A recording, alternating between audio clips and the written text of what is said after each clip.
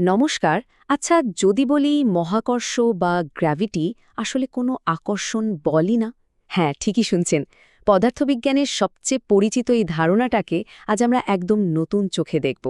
চলুন আইনস্টাইনের সেই অবিশ্বাস্য জগতে ডুব দেয়া যাক, যেখানে মহাকর্ষ আসলে অন্য কিছু, আরও অনেক বেশি ইন্টারেস্টিং কিছু। এই প্রশ্নটা দিয়েই শুরু করা যাক। আচ্ছা, কি হবে যদি মহাকর্ষ সত্যিই কোনো বল না হয়? এতদিন ধরে আমরা যা জেনে এসেছি, যা শিখে এসেছি, সেটাকে একটু চ্যালেঞ্জ করার জন্য তৈরি তো? কারণ এই একটা প্রশ্নের উত্তরে কিন্তু মহাবিশ্বকে দেখার চোখটাই পুরোপুরি বদলে দিয়েছিল। তো এই সব কিছু শুরু হয়েছিল স্যার আইজ্যাক নিউটনের হাত ধরে। প্রায় ৩০০ বছর ধরে তার দেয়া মহাকর্ষের তত্ত্বটাই ছিল শেষ কথা। আর সত্যি বলতে তত্ত্বটা ছিল অসাধারণ। কিন্তু একটা কিন্তু ছিল, এটা সম্পূর্ণ নির্ভুল ছিল না। নিউটনের আইডিয়াটা ছিল বেশ সহজ। তিনি বলেছিলেন মহাকর্ষ হল এমন একটা টান যা মহাবিশ্বের সবকিছুর মধ্যে কাজ করে, আর সেটা কাজ করে সঙ্গে সঙ্গে। মানে সূর্য যদি হঠাৎ উধাও হয়ে যায়, আমরা পৃথিবীতে সাথে সাথে এর প্রভাব টের পাব। আমাদের প্রতিদিনের হিসাব নিকেশের জন্য এই ধারণাটা কিন্তু দারুণ কাজ করত। তবে এখানেই একটা বড়সড় সমস্যা লুকিয়েছিল। আর এই সমস্যাটা তৈরি করলেন স্বয়ং আইনস্টাইন। তার স্পেশাল থিওরি অফ রিলেটিভিটি অনুযায়ী এই মহাবিশ্বে কোনো কিছুই আলোর চেয়ে দ্রুত চলতে পারে না। একটা কসমিক স্পিড লিমিট আছে বলতে পারেন। এখন ভাবুন, নিউটন বলছেন মহাকর্ষের টানটা ইনস্ট্যান্ট, মানে অসীম গতিতে কাজ করে। আর আইনস্টাইন বলছেন না, আলোর গতির চেয়ে বেশি গতি সম্ভবই না। এই দুই ধারণার মধ্যে একটা বিশাল দ্বন্দ্ব তৈরি হলো। পদার্থবিজ্ঞানের জন্য এটা ছিল এক বিরাট সংকট। এই বিশাল সমস্যার সমাধানটা কিন্তু কোনো জটিল অঙ্ক কষে আসেনি। এটা এসেছিল আইনস্টাইনের মাথা থেকে, একটা খুব সহজ কিন্তু অসাধারণ চিন্তা বা থট এক্সপেরিমেন্টস থেকে। আইনস্টাইন নিজেই এটাকে বলেছেন তার জীবনের সবচেয়ে সুখের চিন্তা। তিনি ভাবলেন, আচ্ছা, যদি কেউ কোনো উঁচু জায়গা থেকে অবাধে পড়তে থাকে, তাহলে সে কি নিজের ওজন অনুভব করবে? করবে না। তার কাছে মনে হবে যেন কোনো মহাকর্ষই নেই। ঠিক যেমন লিফট যখন হঠাৎ নিচে নামতে শুরু করে, আমাদের পেটের ভেতরটা কেমন কেমন করে ওঠে, নিজেদেরকে একটু হালকা মনে হয় না? আইনস্টাইন ঠিক এই আইডিয়াটাকেই কাজে লাগিয়েছিলেন। এই ছবিটা দেখুন, এটাই আইনস্টাইনের সেই বিখ্যাত থট এক্সপেরিমেন্ট।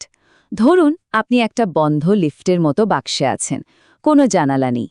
আপনি দুটো জিনিস হাতে নিয়ে ছেড়ে দিলেন, দুটোই একসাথে নিচে পড়ল। এখন আপনি কি বলতে পারবেন যে আপনি পৃথিবীতে দাঁড়িয়ে আছেন, নাকি মহাকাশে একটা রকেট আপনাকে ওপরের দিকে ঠেলে নিয়ে যাচ্ছে? পারবেন না, কারণ দুটো ক্ষেত্রেই ভেতরের অভিজ্ঞতাটা হুবহু এক। আর এই সহজ চিন্তা থেকেই আইনস্টাইন এক যুগান্তকারী সিদ্ধান্তে পৌঁছালেন। তিনি বললেন মহাকর্ষের প্রভাব আর ত্বরণের বা অ্যাক্সেলারেশনের প্রভাব আসলে একই জিনিস। এদের মধ্যে কোনো পার্থক্য করা সম্ভব না। এটাই ইকুইভ্যালেন্স প্রিন্সিপাল বা সমতুল্যতা নীতি। আর এই একটা নীতিই ছিল তার জেনারেল থিওরি অফ রিলেটিভিটির মূল ভিত্তি। আচ্ছা, যদি মহাকর্ষ আর ত্বরণ সত্যি একই জিনিস হয়, তাহলে এর ফলাফলগুলো কিন্তু বেশ অদ্ভুত। এতটাই অদ্ভুত যে মাথা ঘুরিয়ে দেওয়ার মতো। চলুন দেখা যাক ব্যাপারটা কোথায় গিয়ে দাঁড়ায়। এবার আরেকটা সিনারিও ভাবা যাক। ধরুন একটা রকেট প্রচণ্ড গতিতে ওপরের দিকে উঠছে। এখন এর এক পাশ দিয়ে একটা লেজার লাইট মারা হলো। আলো তো সরল পথে চলে, তাই না? কিন্তু রকেটটা যেহেতু ওপরে উঠছে, তাই আলোটা অপর পাশে পৌঁছাতে পৌঁছাতে রকেটের মেঝেটা একটু ওপরে উঠে যাবে। ফলে রকেটের ভেতরে যে আছে তার কি মনে হবে? তার মনে হবে আলোটা যেন বেঁকে গিয়ে নিচে পড়েছে। এবার দুটো আইডিয়াকে একসাথে করুন। আমরা দেখলাম ত্বরণের কারণে আলো বেঁকে যায়। আবার আমরা এটাও জানি যে ত্বরণ আর মহাকর্ষ একই জিনিস। তার মানে কি দাঁড়ালো? তার মানে হল মহাকর্ষ আলোকে বাঁকিয়ে দেয়। আর এটাই সেই যুগান্তকারী আবিষ্কার।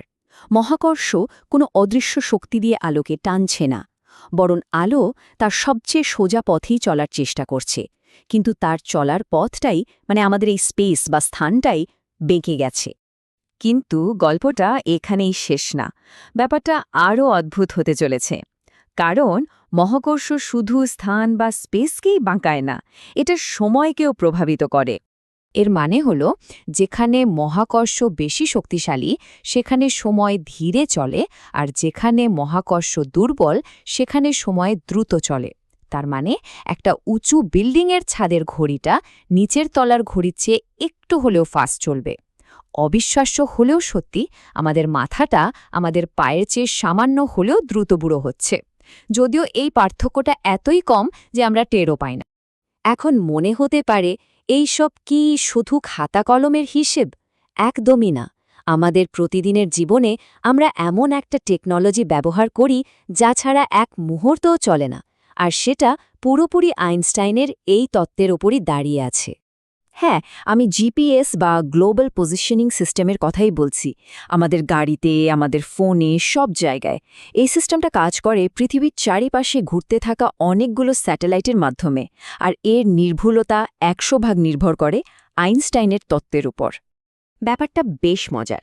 জিপিএস স্যাটেলাইটগুলোর ওপর আইনস্টাইনের দুটো তত্ত্বই একসাথে কাজ করে। এক, স্যাটেলাইটগুলো অসম্ভব দ্রুত ঘুরছে, তাই স্পেশাল রিলেটিভিটি অনুযায়ী ওদের ঘড়ি আমাদের চেয়ে স্লো চলার কথা। দুই, স্যাটেলাইটগুলো পৃথিবী থেকে অনেক উঁচুতে আছে যেখানে গ্র্যাভিটি কম, তাই জেনারেল রিলেটিভিটি অনুযায়ী ওদের ঘড়ি আমাদের চেয়ে ফাস্ট চলার কথা। এই দুটো প্রভাবের মধ্যে দ্বিতীয়টা, মানে ঘড়ি ফাস্ট চলার প্রভাবটাই বেশি শক্তিশালী। এখন ভাবুন, ইঞ্জিনিয়াররা যদি এই হিসাবটা না করতেন তাহলে কি হতো? প্রতিদিন জিপিএসের হিসাবে প্রায় 10 কিলোমিটারের একটা বিশাল ভুল জমা হতো। মানে আপনি হয়তো কফি শপ খুঁজতে গিয়ে নিজেকে একটা নদীর মাঝখানে আবিষ্কার করতেন। আইনস্টাইনের তত্ত্ব ছাড়া জিপিএস সিস্টেমটা পুরোপুরি অকেজো। তো আমরা এই ধরধারে কি দেখলাম? মহাকর্ষ আলোকে বাঁকায়, সময়কে ধীর করে দেয়, আর এই সব কিছুর বাস্তব প্রমাণও আমাদের হাতে আছে। এখন চলুন সবগুলোকে একসাথে মিলিয়ে মহাকর্ষের আসল পরিচয়টা জেনে নেওয়া যাক। তাহলে আসল প্রশ্নটা হলো, মহাকর্ষ যদি কোনো আকর্ষণ বল নাই হয় তাহলে এটা আসলে কি? কেন গ্রহগুলো সূর্যের চারপাশে ঘুরছে? কেন অ্যাপেল মাটিতে পড়ছে? এর উত্তরটা বোঝার জন্য একটা দারুণ উদাহরণ আছে। ভাবুন, একজন মানুষ বিশ্বাস করে যে পৃথিবীটা চ্যাপ্টা, একটা কাগজের ম্যাপের মতো। সে দেখল যে একটা প্লেন ঢাকা থেকে নিউ ইয়র্ক যেতে একটা বাঁকা পথে যাচ্ছে। সে হয়তো ভাববে, নিশ্চয়ই কোনো অদৃশ্য শক্তি প্লেনটাকে টেনে বাঁকা পথে নিয়ে যাচ্ছে। কিন্তু আমরা তো জানি আসল কারণটা কি। আসল কারণ হলো কোনো শক্তি নেই, প্লেনটা তার সবচেয়ে সোজা পথেই যাচ্ছে। আসলে ম্যাপটা চ্যাপ্টা হলেও পৃথিবীটা তো গোল, অর্থাৎ সারফেসটাই বাঁকানো। মহাকর্ষের ব্যাপারটাও ঠিক তাই। নিউটন যেটাকে একটা অদৃশ্য বল বলে ভেবেছিলেন, আইনস্টাইন দেখালেন সেটা আসলে কোনো বলই নয়। এটা হলো আমাদের চারপাশের স্থান, কাল বা স্পেস টাইমের বক্রতা। তাহলে পুরো ব্যাপারটা কি দাঁড়ালো? সূর্য কোনো দড়ি দিয়ে পৃথিবীকে টানছে না, বরং সূর্য তার অনেক ভরের কারণে তার চারপাশের স্থানকালের চাদরটাকে বাঁকিয়ে দিয়েছে। ঠিক যেমন একটা ট্র্যাম্পোলিনের উপর একটা ভারী বোলিং বল রাখলে চাদরটা দেবে যায়। এখন এর পাশে যদি একটা ছোট মার্বেল গড়িয়ে দেওয়া হয়, মার্বেলটা কি করবে? সে ওই বোলিং বলের চারপাশে ঘুরতে থাকবে, তাই না? পৃথিবীও ঠিক সেভাবে সূর্যের তৈরি করা সেই বাঁকানো পথে তার সবচেয়ে সোজা রাস্তা ধরে চলছে। আমরা যেটাকে মহাকর্ষ বল ভাবি, সেটা আসলে আর কিছুই না, এটা হলো স্থানকালের জ্যামিতি। এই অবিশ্বাস্য ধারণাটা আমাদের শেষ একটা প্রশ্নের সামনে এনে দাঁড় করায়। আচ্ছা, ভরের কারণে যদি স্থানকাল এভাবে বাঁকতে পারে, তাহলে প্রচণ্ড অকল্পনীয় ভরের চাপে কি এটা ছিঁড়েও যেতে পারে, ভেঙে যেতে পারে? এই প্রশ্নটাই আমাদের ব্ল্যাক হোলের মতো আরও রহস্যময় আর রোমাঞ্চকর এক জগতের দিকে নিয়ে যায়।